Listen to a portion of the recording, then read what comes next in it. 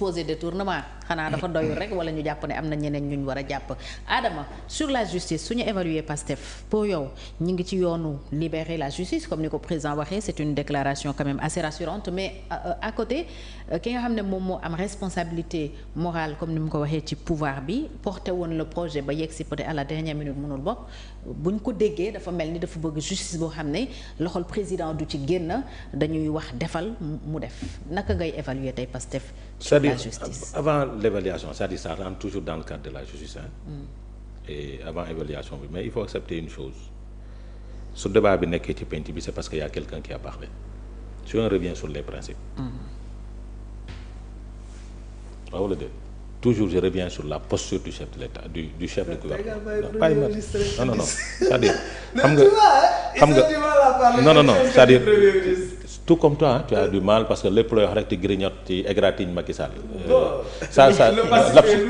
lapsus non c'est-à-dire xam nga déformation la pour yéen mais dama déglu li nga wax yëpp c'est parce que s'il n'avait pas parlé on n'allait pas tenir ces propos là débat yi du am parce que tu as dit tout de suite le Sénégal n'a pas un problème politique, il y a un problème économique. On devait débattre sur les questions économiques et sur le plan de redressement.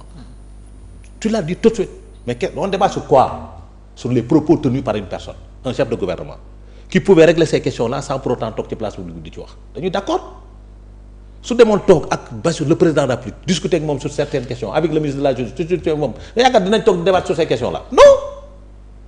Une république c'est pas la place publique. Il faut ñu nangu loolu.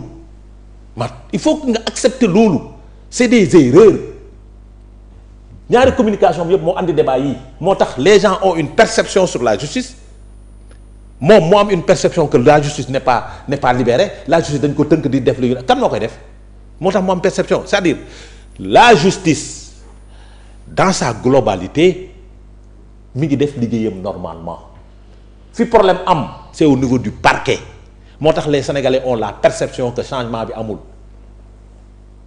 la rupture tant vendue amul te dañ ciy nangu suñ demee ba moom suñu premier ministre nañu les affaires qui concernent sa personne mooy joxe ndigal ñu régler ko ça veut dire quoi que la mainmise de l'exécutif est toujours dans la justice. Réalité. Ça loolu lay tekki beneen mbir. man am naa droit déclaration de service ne ministre de la justice qui est l'autorité politique ne ko jàppal diw mu jàpp loolu fan la nekk te li andi loolu yëpp copain wax ji la du fépp la ñuy waxee du leneen la ñuy wax fépp. su ko daanoo leen wax mais da nga doon jëf quoi. non c'est-à-dire xam nga sama problème mooy. l'intérêt du Premier ministre lui il dit ce qu'il j'ai dit il ne fait pas des choses non il donne des orientations. Ah ouais? Quand tu fais une analyse communicationnelle de sa déclaration da nga xam ne ay orientation lay joxe gis nga le chef de l'État a été très responsable il a été très responsable. Bien sûr. tontu ko ci fulla ak fayda donner les orientations la vision parce que noonu la République du fonctionner. C'est son rôle de c'est-à-dire j'ai dit il faut qu'on revienne à l'orthodoxie républicaine. Lui il a une vision il veut une justice libérée qui est indépendante et d'ailleurs la justice a toujours été les juges ont toujours été indépendants man dama ko gëm ba nii les juges sont indépendants man mënuma wax ni la justice était indépendante démb ne la justice n'est pas indépendante pour man parquet bi su ni muy doxee moo warul dox te parquet boobu loolu muy dox pouvoir bu ko taxi yi jox la te yéen ñu jaay des réformes code pénal moo jox doole parquet bi ngeen ñëw andi assise de la justice les gens ont applaudi les conclusions niroog les autres conclusions yi fi amoon l'applicabilité pose problème su applicabilité pose problème nit ñi dañuy dellu soit toog waxtaan ci parce que nag munoo bañ une perception pourquoi tu pensais que la justice était manipulée c'est parce que le procureur dépendait du ministère de la justice parce que le président faisait partie du conseil supérieur de la magistrature moo tax nga am perception boobu démb ak barke démb tey les mêmes faits sont là ñu ngi jàpp ay nit di tëj c'est ay délit d'opinion ñu ngi jàpp leneen di tëj ak nangam sangam les choses n'ont pas évolué il faut qu'on tombe d'accord les choses n'ont pas évolué dans le sens bi nga xam ne moom nga ko bëggee woon yow démb ak barke démb en tant qu'acteur politique mais il faut accepter que les choses n'ont pas évolué le parquet est toujours là qui s'autosaisit entre guillemets sama gëm-gëm la mën naa juum nag qui s'autosaisit entre guillemets par rapport à des dossiers contre des personnes yoo xamante ni jàpp nañ ni ils sont contre le projet moi je disais que soo demee tribunal chaque jour ñu juger fa ay faits ce ne sont pas te tout le temps les acteurs politiques la ñuy dégg ñuy wax quand ba ngeen nekk opposition c'est le discours que je tenais et aujourd'hui c'est le discours que je tiens mais su ci carpe bi génnoon si le parquet suñ génnoon parquet bi rek génne ko ci ministère de la justice peut-être perception bi du am parce que fii kuñ fi jàpp Sénégal muy démb ak barki démb texte yee ko wax donc nos textes sont caducs tu es d'accord avec moi. non je suis pas d'accord. nos textes. dama ci bañ a développer rek. nos textes sont caducs il y a des articles yoo xamante ne dépassés tu es d'accord avec moi que y a des articles dépassés l'article 254. c'est-à-dire. mooy offense à une personne. À une personne exerçant une partie des prérogatives. C'est un article dépassé. C'était en 1965. léegi. taillé ndax bàyyi ma ñëw.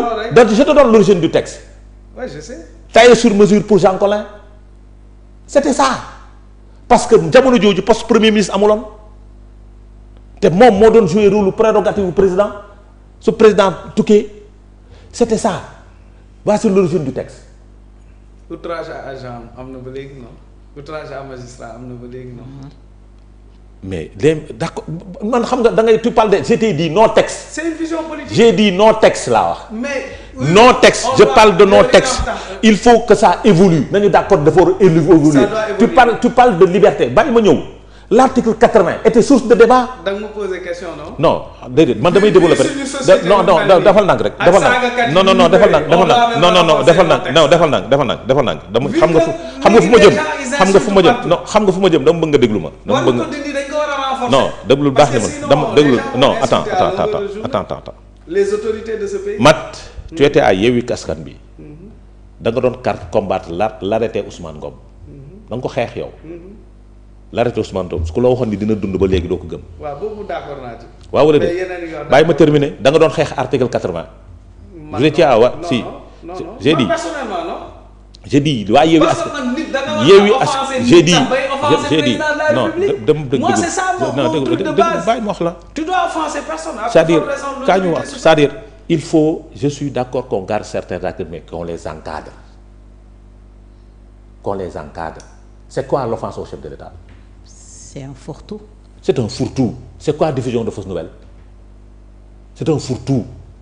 kuñ ci bëgg daaneel dañ lay daaneel ku ñu bëgg daaneel ci offense diffusion de fausses nouvelles dañ lay daaneel ku ñu bëgg daaneel ci offense au chef de l'État dañ lay daaneel ku ñu bëgg daaneel ci article 254 dañ la ciy daaneel parce que lecture bi nga ciy def yow ak lecture bi ci procureur di def bokkul. il va interroger des articles au niveau du code pénal pour yóbbu la instruction wala pour yóbbu la flagrant délit. tu es d'accord avec moi qu'on doit aller. On va mettre un juge des libertés. C'est ça l'évolution. On va.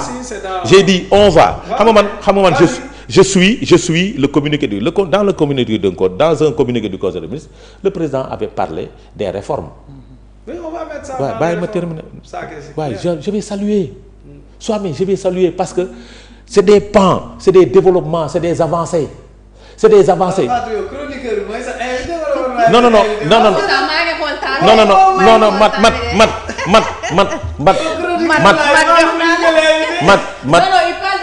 Moi je parle de la justice.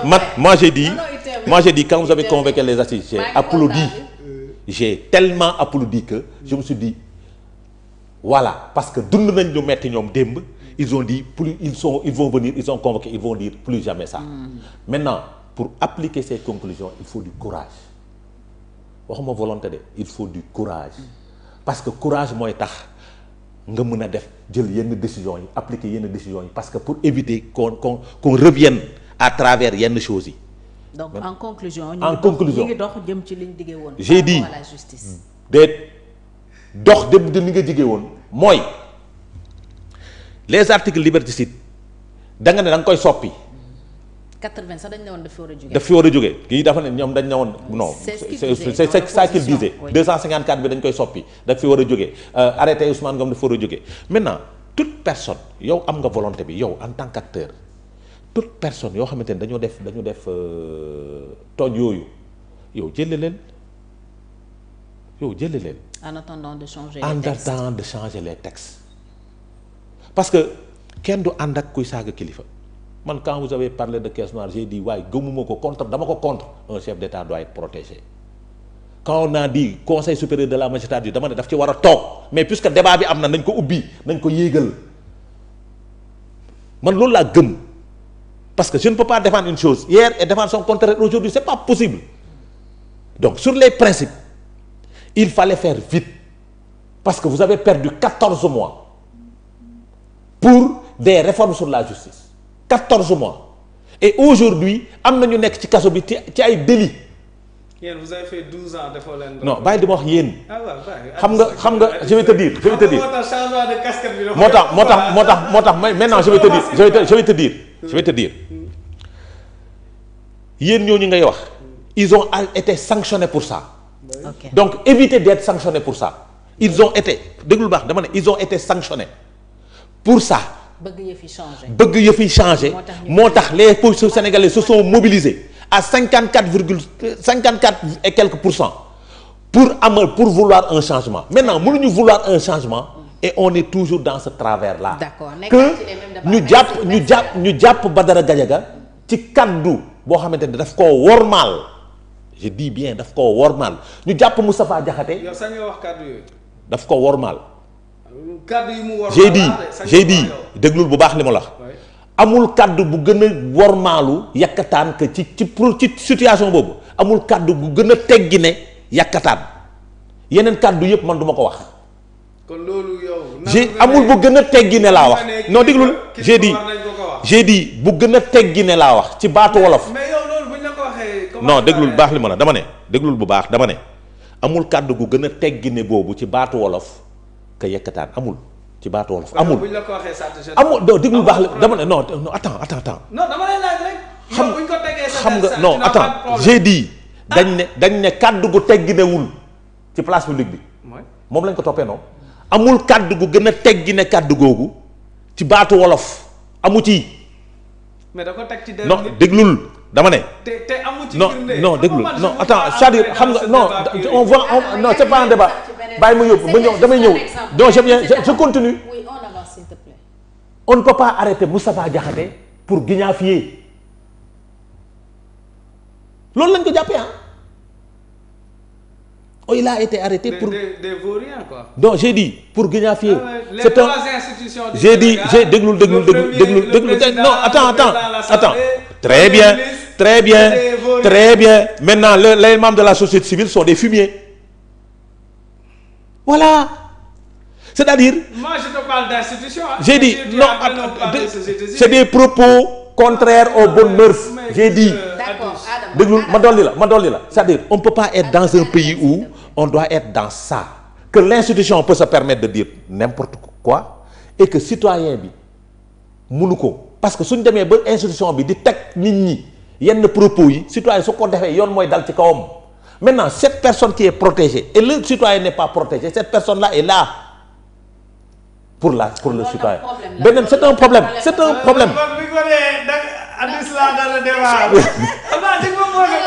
Maintenant, c'est un problème. On va pas aller à l'essentiel. Maintenant, si on reste sur l'essentiel, vivement, damay daaneel. Vivement. Ça fait 10 minutes. Oui. Vivement qu'on aille vers ces réformes-là. Vivement. Parce que le pays en a vraiment besoin. Bien sûr. Parce que loolu mooy andi stabilité dans un pays. Que la liberté d'expression soit encadrée. Très bien encadrée. C'est conféré par la Constitution, mais très bien encadré par le code pénal et le code de procédure pénale. Suñ ko deful perception bi nit ñi am da ciy am beneen biir. mu ngi développé non sur la justice toujours sur la justice. parce que man damaa gëm ni parquet bi dañu war a dagg cordon ombilical bi. parce que perception bu nit ñi am la. te yooyu yëpp dafa waroon nekk une rupture dès le début de votre mandat. waaw man loolu laa doon xaar quoi. parce que tout est perception yi comme il l'a dit tey naka lañ war a def ba nit ñi duñu am perception que ni Pastef li fi nekkoon moom la indi parce que même débat yi man je me rappelle lii laa doon toog di ko dénoncer ak d'autres membres de la société civile d'autres membres même de l'opposition d'alors tey ñu nekk au pouvoir donc suñu nekkaatee